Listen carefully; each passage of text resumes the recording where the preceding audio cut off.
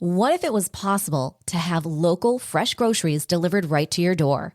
Think of all the free time you'd have. Well, Instacart gives unlimited grocery delivery for one low monthly fee.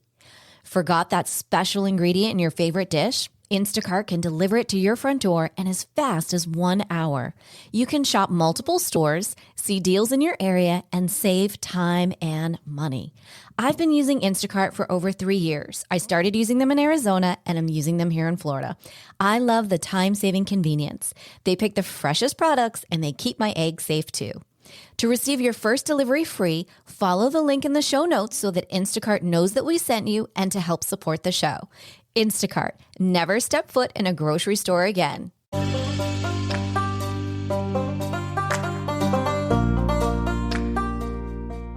Welcome to Empowered Within, a soul-quenching, transformational podcast that will set your soul on fire through candid and inspiring conversations. Leading experts, celebrities, healers, and I share our journeys of how we've overcome challenges to living an empowered life from within. I'm your host, Jennifer Pilates. Welcome to another episode of Empowered Within.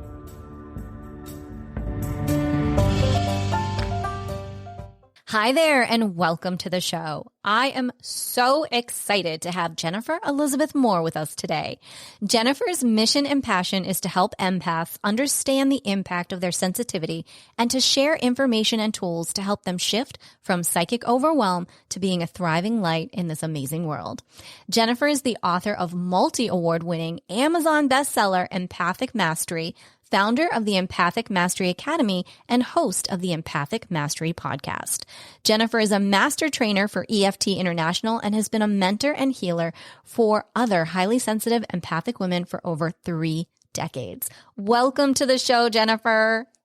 Oh, Jennifer, thank you so much. I am so excited to be here. Oh my gosh, I'm so excited. It sure has been a journey for us to get here too, you know? It really has for us to get here. The first time we were going to do the podcast, there were huge tornado warnings where I am, and I felt so terrible that we had to postpone the show. And so this is a long time coming. So I'm so excited to talk everything empath, sensitivities, and all the good jazz.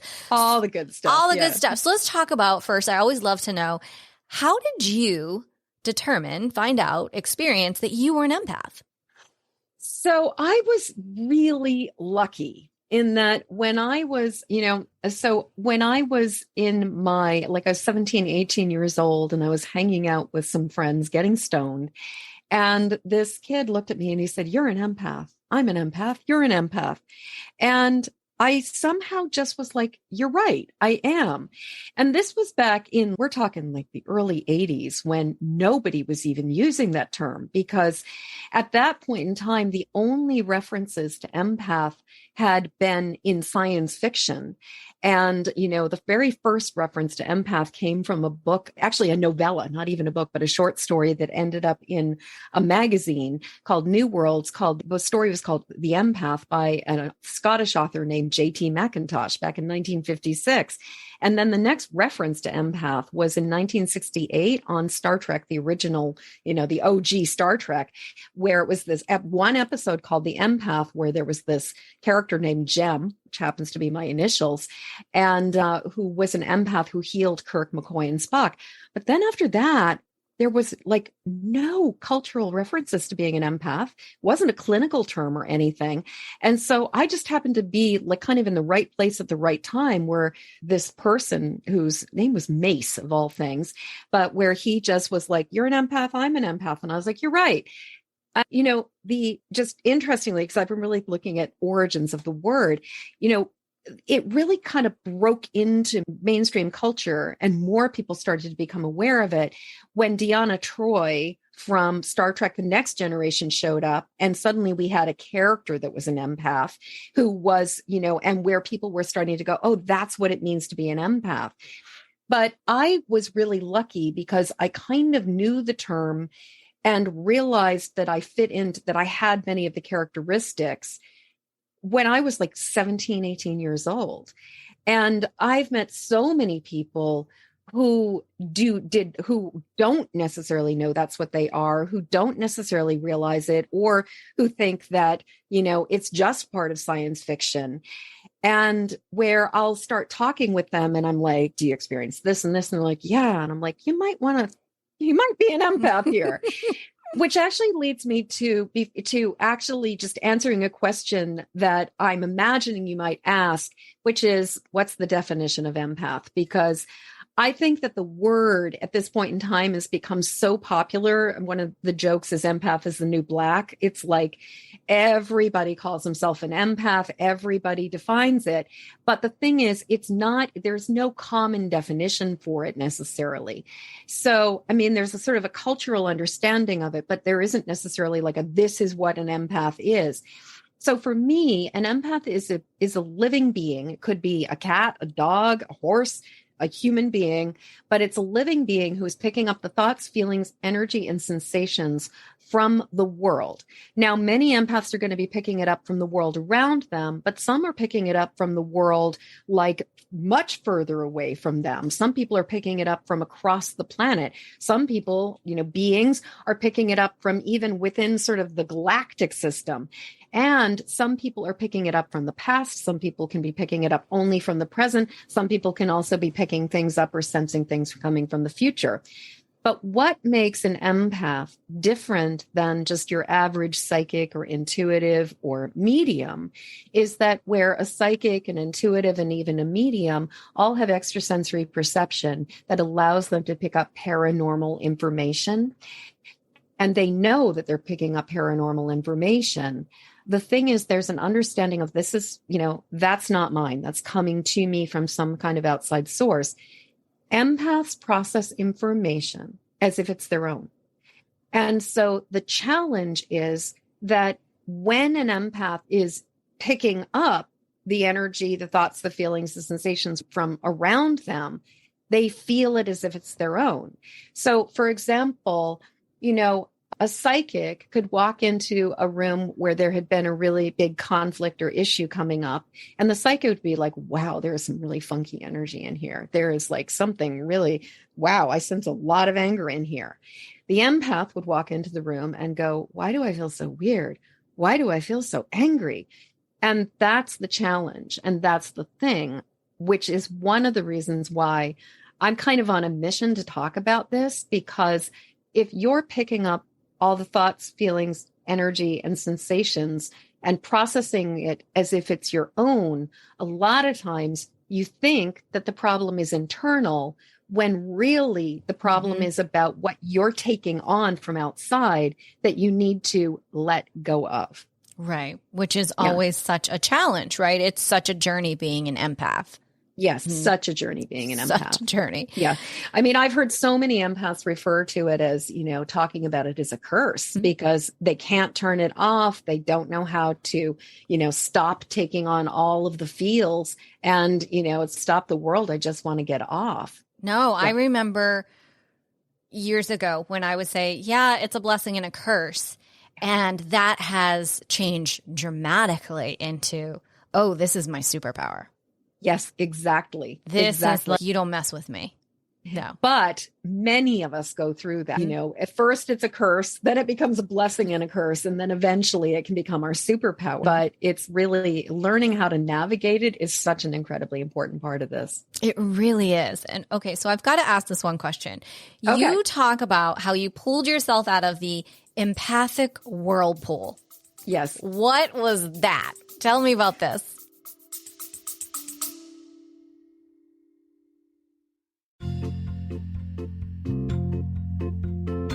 Are you ready to lose inches, increase strength, and tone your body from head to toe? Are you ready for a total body, mind, and spirit transformation?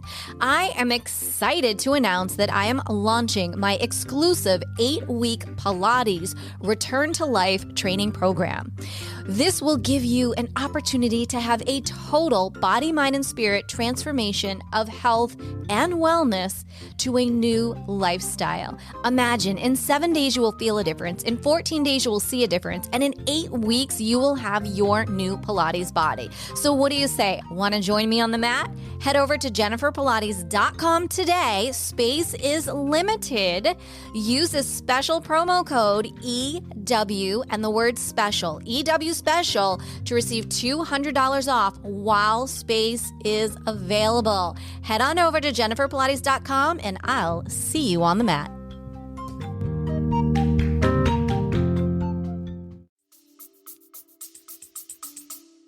So I would say the first 25, even 28, 30 years of my life were waking up every day feeling like out of control, out of sorts, not really knowing what was going to be happening, feeling like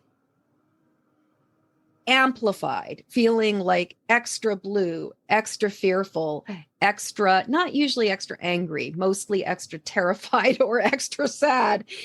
And just sort of this quality of just feeling this sort of sense of uneasiness, just constant uneasiness, constant state of just kind of being hyper vigilant, like rabbit in the environment, kind of being like, what's going on? What's happening? Where is this?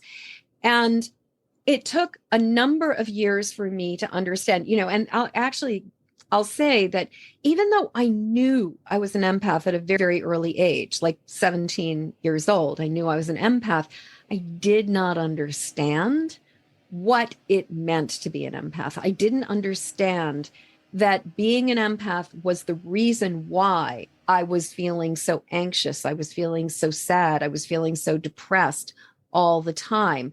I didn't understand that was why I would suddenly feel completely out of sorts for no reason. I knew that I was an empath, but I didn't understand that being an empath meant that I was constantly being pulled by all of the energy and all of the emotions and all of the stuff that was going on in the world around me. And it wasn't until I had this amazing therapist who I worked with for 7 years, and she really helped me to grow up. She really helped me to become an adult. And one of the things that she kept on helping me to discover was when I would come to her in a state and I would be all discombobulated and upset and distressed, what she would help me to realize was that probably about 9 times out of 10, it was after an encounter with a situation or a person who was going through something really rough, and I had taken it on.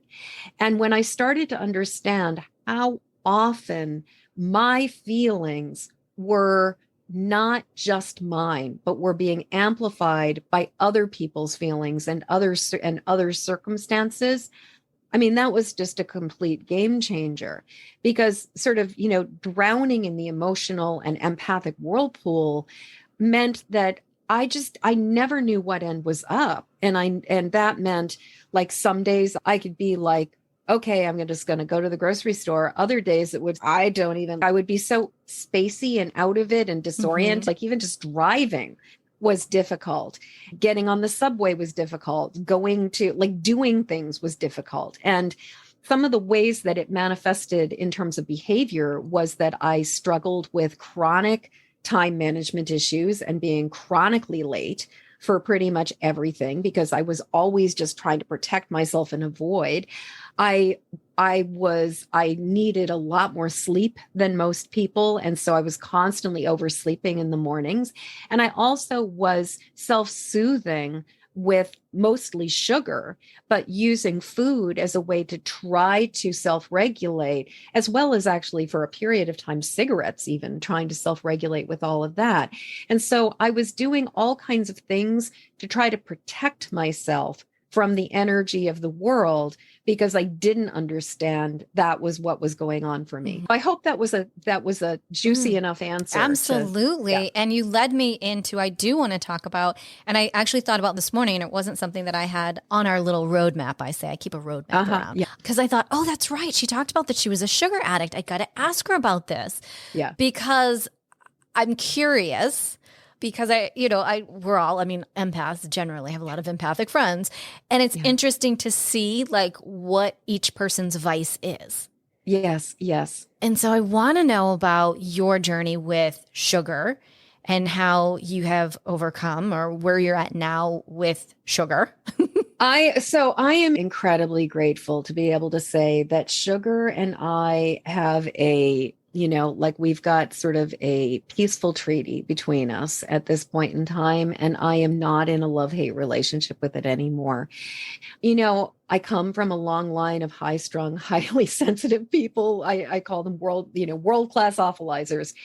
And so I grew up with a mother with a sugar addiction. And when I was a child, I had no idea what I was even looking at. But it wasn't until I came into my adult years and I realized that it's not normal to lock up candy, like that it's not normal to hide candy, that it's not normal to hoard candy. And I grew up with somebody who would hide candy, who would buy candy and then hide it from the rest of us, and who was very controlling about sugar and very controlling with it, which of course meant that because it was something that was like the forbidden fruit, of course, it was the thing that I loved. But also, I really do believe that there are some of us who we respond to sugar more intensely than other people do. I mean, for me, when I was consuming processed sugar, I would be blissed out after having it for about an hour and a half. Unfortunately, after that, then what would happen was I would experience like the sugar blues. I would experience the crash. I would find myself just, descending. And I really believe that is partially just due to the nature of the way sugar works and blood sugar. And, I have a body that is more sensitive to certain things, including insulin and processing sugar. And so I don't burn sugar fast. So I would end up with like blood sugar just sort of like staying in my body.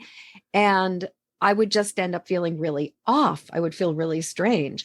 And the thing is, you've got the hormonal aspects of like your body processing sugar and blood sugar, but then you've also got the sort of the biological sort of the flora and the fauna, but the flora that's in our gut that's deeply impacted by sugar as well. Because when you're eating a lot of sugar and carbohydrates, you're feeding the bad bugs in your gut and you end up with gut dysbiosis. And and the interesting thing, and I'm imagining you've had these conversations before about the gut brain link and connection. And so, the problem for me was that sugar consumption was corrupting my gut. And because it was corrupting my gut, there's an as above, so below connection where it was also deeply impacting my mental process, my thoughts, my feelings, all that was going on in my brain. And for me, sugar is something where it's one is too many and 1,000 is never going to be enough.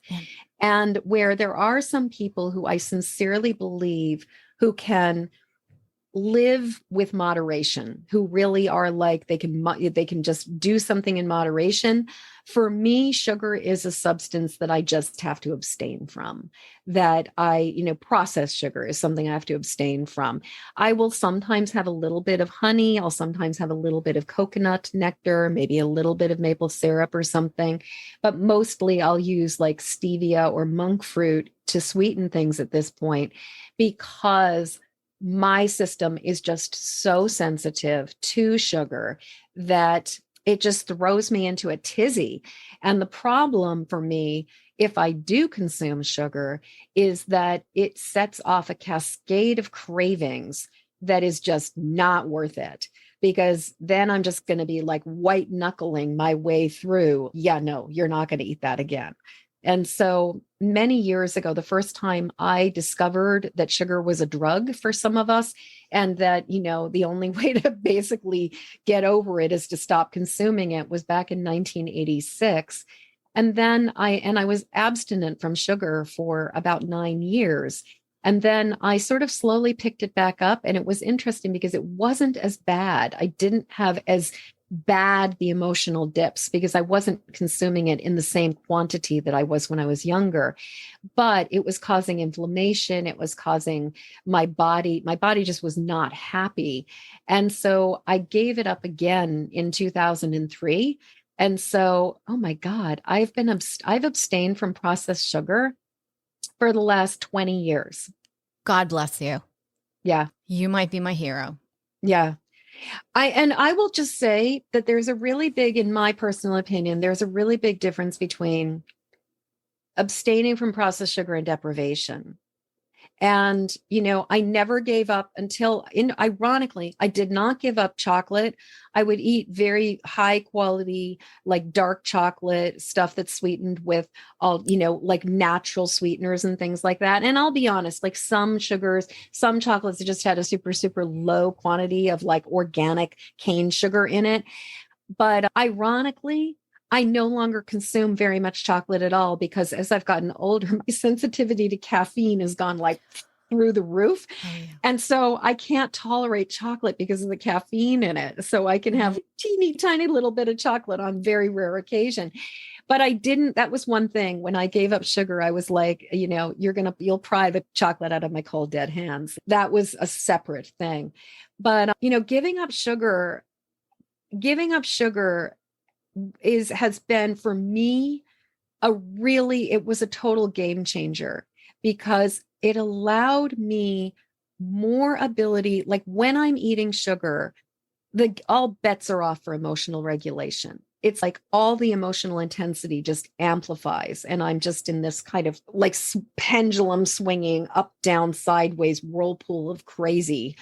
But when I'm not eating sugar, it's like the moods just aren't amplified as much. It's almost like for me, sugar is an emotional and mental amplifier and a psychic distorter. And so it's like information comes in, but it's not accurate. It's like I see everything through a glass darkly. Oh, and I've heard that from lots of people that if your diet is full of processed foods and junk food and this, that, and the other thing, like your intuitive abilities are not clear.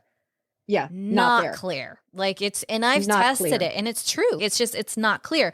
But when, and I do definitely like an 80-20. Like I am not perfect. And, people know my vice is an Altoid. Like that is my calming, grounding, don't touch my Altoids like moment. Yeah. But, when you're a hot mess, like everything's off. And then imagine everything is off. If you're off, then everything is amplified and that's just not the way you want to live. And for some people, it may not be sugar. It may be dairy. It may be dairy. It may be gluten. It may be alcohol. It may be cigarettes. It may be binge watching Netflix all the time. It's like all of us, your mileage will vary. It can even be things like, the wiring in your house and the electromagnetic frequencies. Absolutely. I had a friend actually who was living in Florida about 10 years ago, moved into this apartment with really wonky wiring. She was experiencing physical pain constantly in her body and was like mentally just like and I'd known her before she was living in the house. And then when she like lost it, was like she just unraveled mentally and physically because of the wiring in her apartment. And when she moved out of this like really wonky wiring place and moved into a more sort of grounded, stable apartment, or I think it was a bungalow, all of a sudden it was like the person, like the normal person was back, and just all of that intensity subsided. So, that's the other thing. It's like as highly sensitive. That's the thing about being an empath is that for most of us, not only are we, if you're a sort of energetic, psychic, intuitive, having the extrasensory perception side of being an empath, not only that, but most of us are also highly sensitive to our environment, and sensitive to chemicals. We're sensitive to fragrances. We're sensitive to food. We're sensitive to electromagnetic frequencies. We're sensitive to Wi-Fi. We're sensitive to solar flares.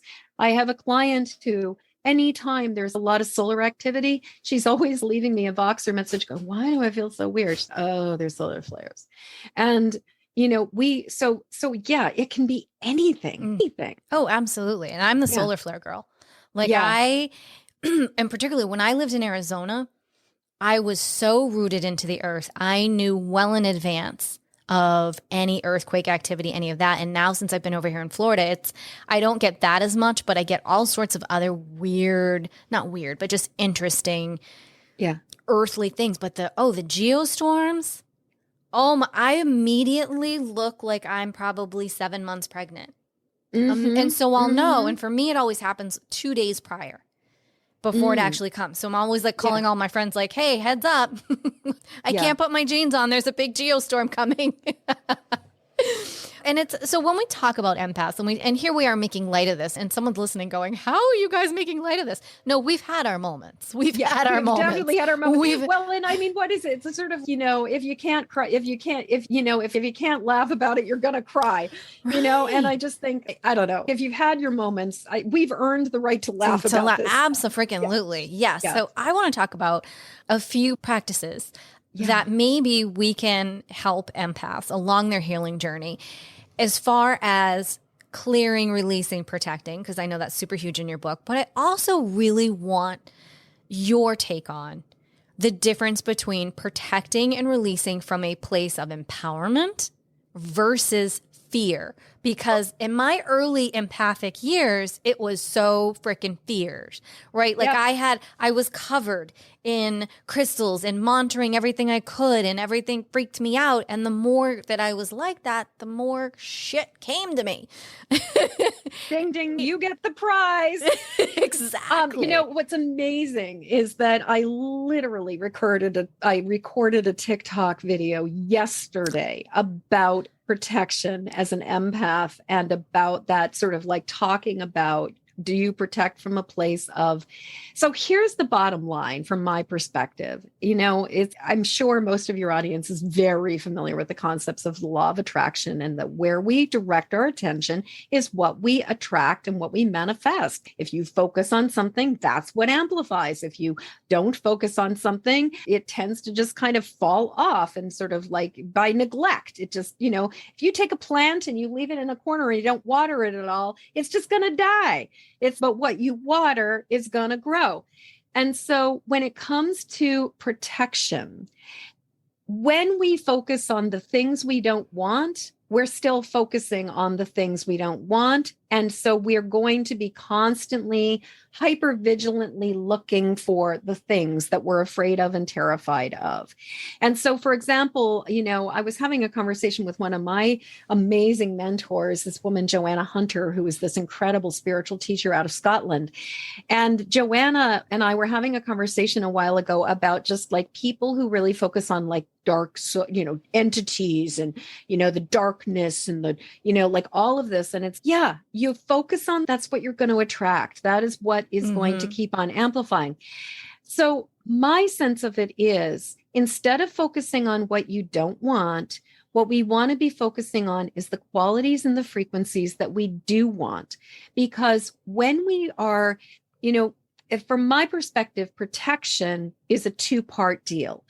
It's an energetic thing that has to do with sort of creating the filters and the shields and sort of calibrating our energy system to attract the frequencies we desire, as opposed to trying to repel the frequencies we don't want. Because anytime we're trying to push something away or repel it, we're engaging with it. And protection is really, in many ways, is about not engaging with the stuff, like really just being like, these are my boundaries, no, you're not my circus, you're not my monkeys. I'm not doing this thing. And so what we want to be focusing on is the frequencies of what we do desire, what we do want to call in. But then there's also the second part of protection, which is just the strategic side of it, which is all about making deliberate, conscious choices about how we live in the world and not putting ourselves in difficult situations or in harm's way, having boundaries, saying, no, I don't have the energy to come over to your house and take care of, and listen to you whine about your ex-husband for 3 hours right now. I am, at the end of a long week, I'm not going to go to the grocery store at 5:30 in the evening when everybody just got their paycheck and everybody's in the grocery store. I'm not going to ever again go to Universal Studios during spring break when it is crowded as all get go. And, there's things I'm going to be mindful of in terms of my strategic boundaries and protection, because in order to really be protected, we need to do it from a place of, I believe, like sovereignty, consciousness, deliberateness, and empowerment. And so a lot of it is, I think, ultimately comes down to giving ourselves permission to say no, standing in that place of recognizing what's ours, what's not ours, but also what really is our job, and not taking on the jobs that are not, because of the fear of hurting other people's feelings, our people pleasing stuff coming out, all of the things that can come up for us around, like, well, I can't possibly say no to that because that might hurt that person's feelings. And instead, just really standing in that strength of, I am not aligned with this. Not only does it not serve me to not do this, but also it does not serve the world for me to do something I'm not aligned with, because then I'm actually taking up the space where something better could have filled it in, and somebody would have gotten more of what they needed than what I, in my sort of resentful, half-assed attempt, could possibly give. And so for me, there's another part of it, which is, as an empath, we're so often concerned about the care and the feeding and the way that the world is being nurtured and nourished and loved, that we will sometimes be like, I'll throw myself under the bus, for these other people or for this other situation. But actually, whenever we do that, we are not helping, because what we're doing is we're contributing less than energy to a situation that needs all hands on deck. And if we're really not into it, I don't care how much you try to call it in or fake it, you're not going to be as good at delivering what needs to be delivered and offering the service that is needed than if you were actually in alignment with it. No, I think that was great. And I love, in the beginning you were talking about, and in my head, what you're speaking of is really common sense things. If you really don't like to be around people, Universal is not your place for you. Now, now it could be a motive of both, yes, fearing, I don't want to be around all those people, but the reality is you don't like people that much, so you don't need to be there. So there's that essence of being able to remove the, I don't want to be around all those people. Well, the real, it's okay. You don't It's just, have I don't to. like this. I don't like this. Yes. I don't like to go to many concerts. It's like my husband and I I actually was like, we're going to go see Robert Plant and Alison Krauss this summer because I really want to see that. But most of the time no, not really that interested. Don't want to be around the crowds. And it's not because I'm coming from a place of fear. It's just that it's too overstimulating. There's too many people. It's just, it's not my idea of fun. And there's a big difference between, it's not for me and I'm scared of it. Mm-hmm. And I do think that there's this incredibly fine dance between, when are we avoiding life out of fear, where we just need to feel the fear and do it anyway? And when is it really like, this is not aligned for me. Mm-hmm. This is not the right place. Like you were talking about before we got on, you were talking about when you had that just sort of gut feeling about your mom and being in a location and where you're just kind of, and that's not fear. That's just that, no, not quite right. And I've had the experience, and since you read the book, the story about I crashed my car. because I did not listen to my gut instincts, and I overrode my instincts because a friend was relying on me to get her to the airport. And considering the circumstances, I actually think like I probably would have ended up doing it again anyway, because she would have just been like absolutely left with, she would have been left up the creek without a paddle, because it was like I was taking her to the airport at 6 o'clock in the morning on a Saturday. So it wasn't like anybody else was going to be suddenly able to like rally. If I just was like, I had a premonition something really bad is going to happen at 4 o'clock in the morning, I can't come get you and drive you to the airport. I just did what I needed to do there. But I knew, like, I had just had this awful feeling. And I got her to the airport, but on my way back, when the sun was starting to come up and everything had a layer of water over the ice, I just like, I hit black ice and skidded into a telephone pole and totaled the car.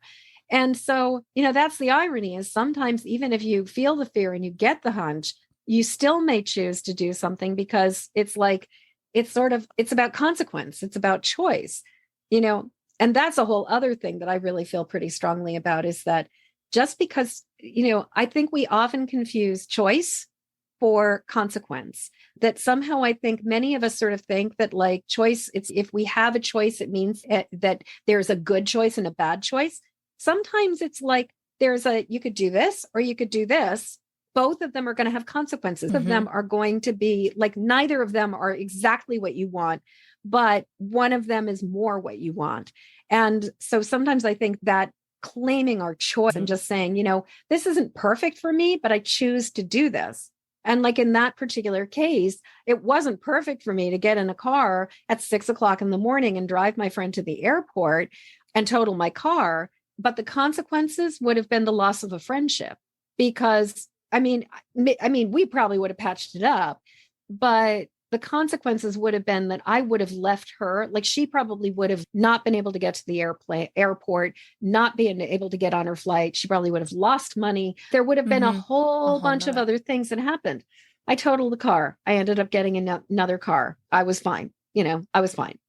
And sometimes it's just like you said, sometimes things happen so that you can get the lesson and the blessing out of it, right? There was a lesson. I didn't listen to myself. And the blessing is that I know next time, damn, my intuition is good.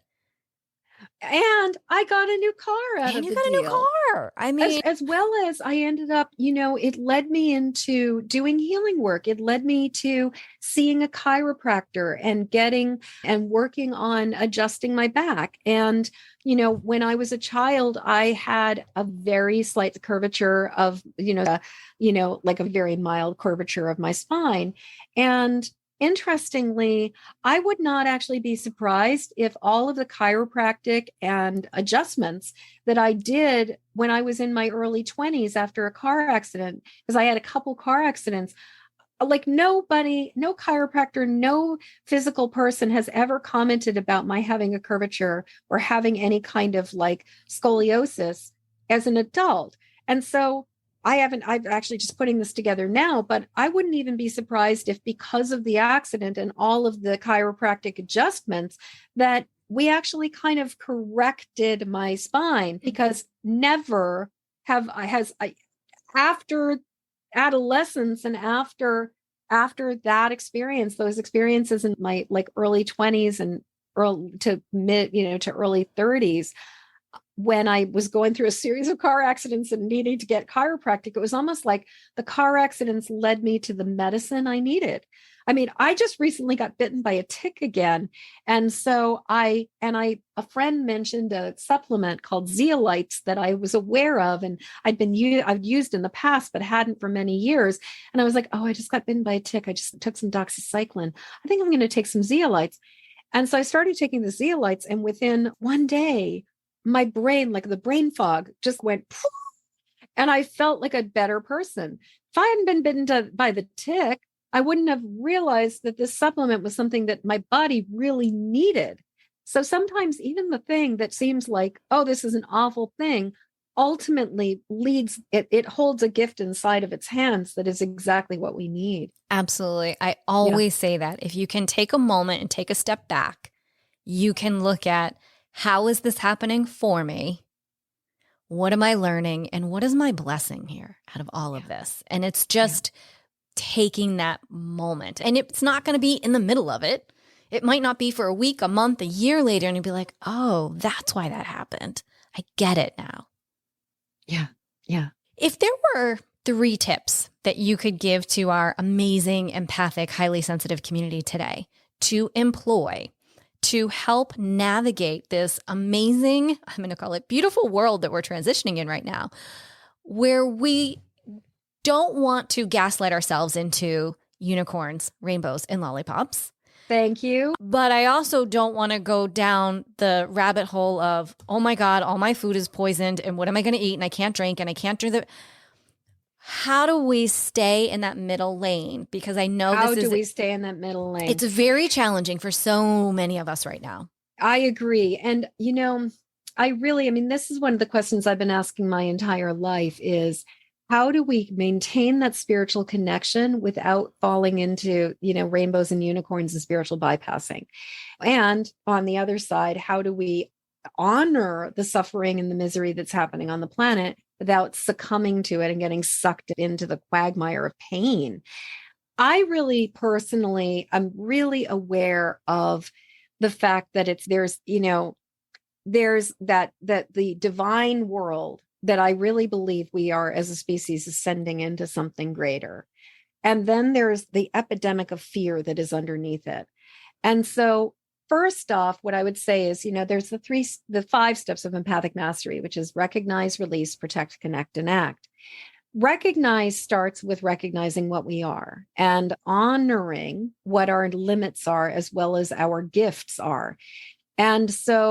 And also recognizing when we are feeling out of sorts. And so, for example, if we just recognizing our emotions. And so, for example, if you notice that you're starting to get brought into the fear, if you're starting to sink down into it, first off, if you're at all like me, you got a mind that's really good at telling stories. Oh. And what I need to do is, if I start going down the rabbit hole of fear, it's never about being in the moment. It's always about projecting into the future. It's always about what I am afraid will happen, not about what's going on. And so for me, when I can recognize that I am picking up on or feeling fear, what I will do is, first off, I put my hands over my heart and I just breathe. And I bring myself back into the moment. I'm like, everything is okay right now. I've got a roof over my head right now. I've got clothing on my body right now. I have clean water to drink right now. I am connected to the earth right now. Right now, it's okay. And then I don't know and then I might even tell myself, I have no idea what's going to happen in the future. But right now I'm okay. So let's just breathe. And then what I will do is I will ask myself the question, is this mine? And most of the time, the answer is some of it is yours, some of it is not yours, like a yes. And once I get that answer, I will then ask a second question, which is, what's mine? What's not mine? And when I get that answer, I'll usually be like, oh, yeah, you're experiencing this fear because you just watched the news and it just, reminded you of the time that, like in the case of like where you experienced a hurricane, you watch the news about a weather event coming, it's going to activate some fear from the past. So when we recognize that, this is my trigger and it's my job to dismantle the charge that is still being held from the past, that is still impacting me now, that's my job. But the other stuff, that's not my job. And so I live by the saying, I've already said it already in this interview, but I live by the Polish proverb, not my circus, not my monkeys. And so I'll just remind myself, you know what? Not my circus, not my monkeys. This is not my job. And then what I do is I breathe into my heart, hold my hands over my heart. I breathe into my heart. And as I exhale, I release my hands and I say, I send this back to where it belongs. Send this back to where it belongs. And then what I like to do, if we're talking about, so first we recognize, then we release. And then what I like to do is I like to breathe in divine light. I call on my guides and angels.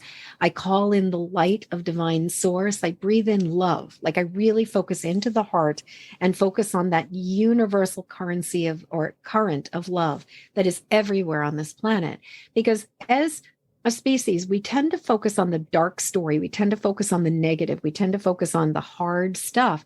But there is so much joy, so much delight, so much pleasure, and so much love that is all over this planet too. We can tune into that instead. So I turn my frequency towards love, love, appreciation, and gratitude, and calling in that light, calling in that divine connection. And so then what I do is I breathe in that divine connection. I draw the energy of the earth up into my body, feel my connection to the earth, and draw the energy of the earth up, and draw the energy of that divine heavenly wisdom down, and just breathe into that light within my whole being. And then exhaling that around me into just this like cocoon, this ball of just pure love and pure light all around me. And this, recognize, release, and then protect and connect. That's what it's all about for me. So hopefully that was clear enough and understandable. Absolutely. It was beautiful. Absolutely Awesome. beautiful, Awesome. Jennifer. Thank you.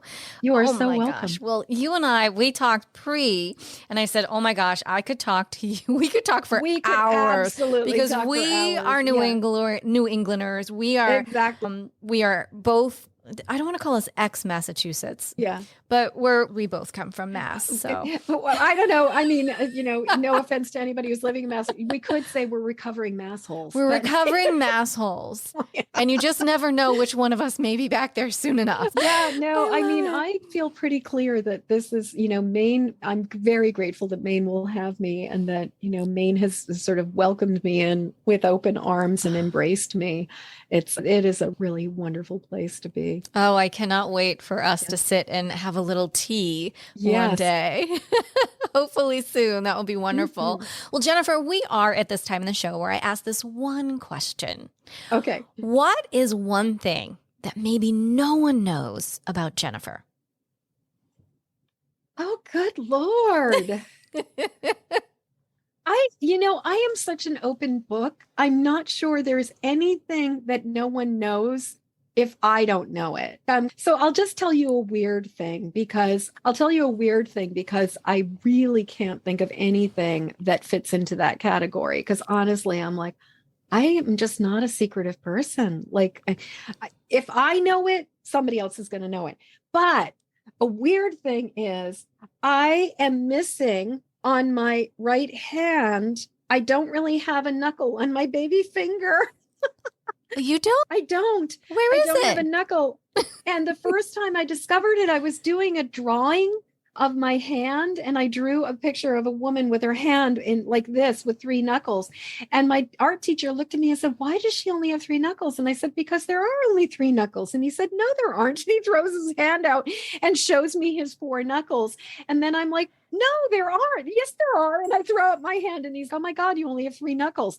So I have 3 knuckles on my right hand, which is it's just a very bizarre little, it's not a secret, but it is kind of a very bizarre little quirk about me. I love that. People always, their minds go to very different places, and I love to see what they're going to bring out. And I think that's so cool that you just shared that. Yeah.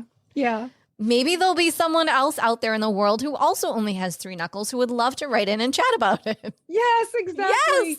Yes. And I will also say that my guilty pleasure through the entire, like the height of the pandemic just like when it was just really crazy, was watching The Good Witch. That was my guilty pleasure. I love to watch The Good Witch. So. Gosh, I missed that show. I do too. I was really bummed when they decided to discontinue it. It was so Yeah. sweet. I've been watching Ghosts, the American version of Ghosts, which they, lately with Rose McIver, and that's very sweet. It's not the same, but it's got a similar sweetness to A it. similar sweetness. Oh, that's wonderful. Jennifer, will you share with our community where they can best connect with you and perhaps continue the conversation? Absolutely. Okay. So if you would actually like to get my ebook, it's like the empathic safety ebook and just finding calm in the eye of the storm. I always forget the exact title of it. Just jump on over to empathicsensitivity.com, and that's going to take you into my world. It will give you access to my free Facebook group and all kinds of other resources and things like that. And if you want to get a copy of the book, which right here, go to empathicmasterybook.com. If you want to listen to the podcast, empathicmasteryshow.com. If you want to learn about doing work with me in a group, there's the empathicmasteryacademy.com.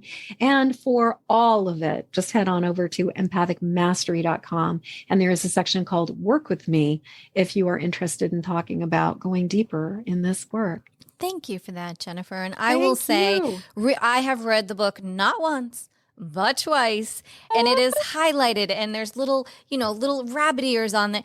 It really is an incredible book for anyone who is empathic. You are highly sensitive. It really is quite the Bible, and you have incredible affirmations and meditations in there. So I really encourage everyone, if you're an empath or highly sensitive, it's really something that you want to have on your bookshelf for sure. Oh, thank you. Thank you. And I also have a kit. I have a gift in there that is called the Empathic Safety Kit, which we have just rebuilt and set up on our learning platform. So it's spiffy now. It's really gorgeous. It's not just a landing page on a website. It's actually like a course where there are actual recordings of meditations, where there's tap along videos, where there's just all kinds of additional support. So I love it. Great. Well, everyone needs to head over there and know that all of Jennifer's information, her links, everything to get in touch with her will be over in the show notes on jenniferpilates.com.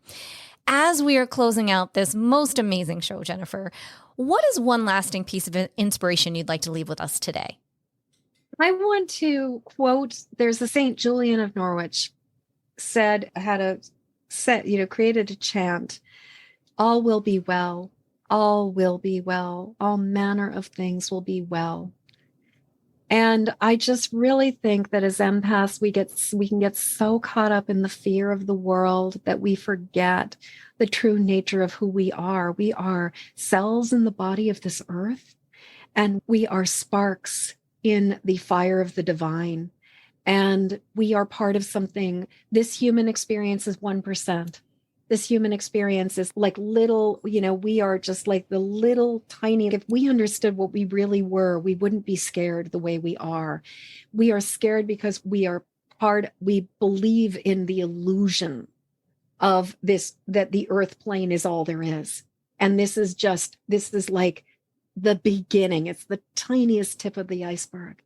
And all will be well. All will be well. All manner of things will be well.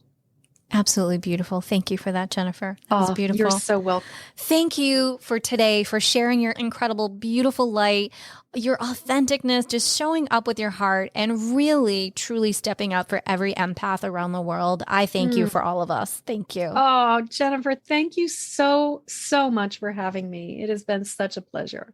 Thank you. Well, as we say, until next time, may you live an empowered life from within.